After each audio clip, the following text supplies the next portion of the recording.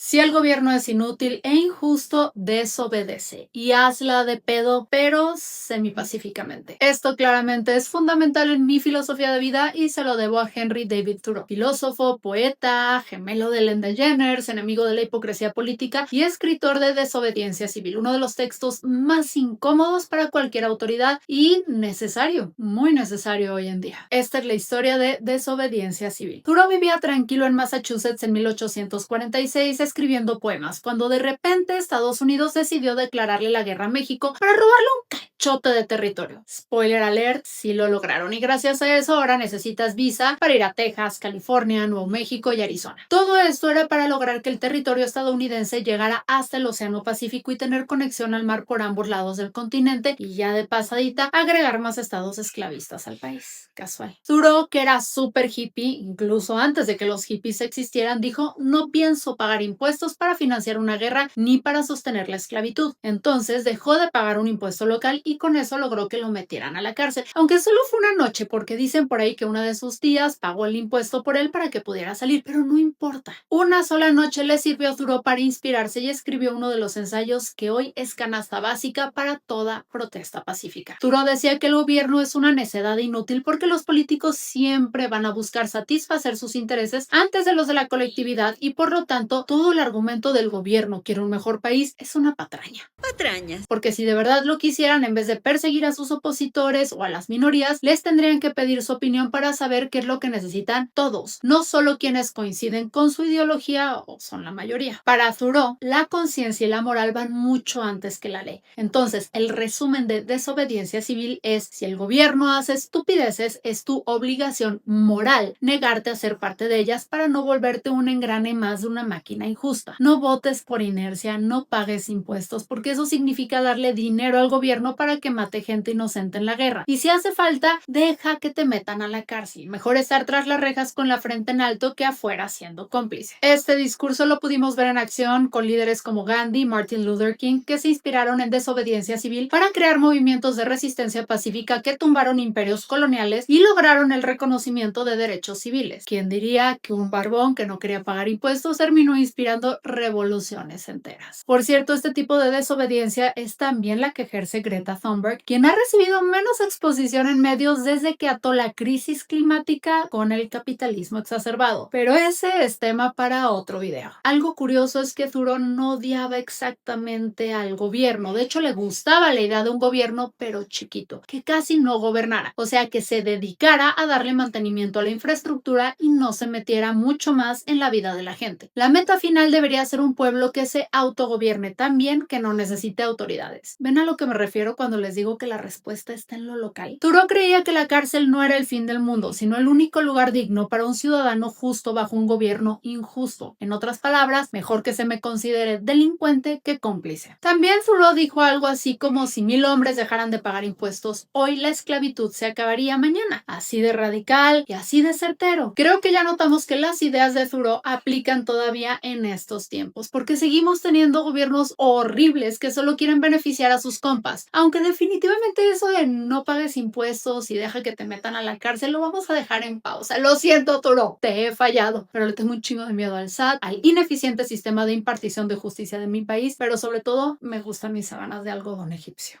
Lo sé, viví lo suficiente y ahora soy un villano. Lo que sí es cierto es que no basta con tuitear tu indignación, tienes que actuar. Hay que encontrar la manera de incomodar y estorbarle al sistema, y Desobediencia Civil a veces hasta parece manual de instrucciones para hacer un dolor de cabeza legal sin romper un solo vidrio. Un gran libro para regalarle a esa tía que se queja de las protestas de Los Ángeles, diría yo. Y de las protestas en general. Yo soy Fernanda Dudet y recuerda que en informador.mx encuentras las noticias o las opiniones del día.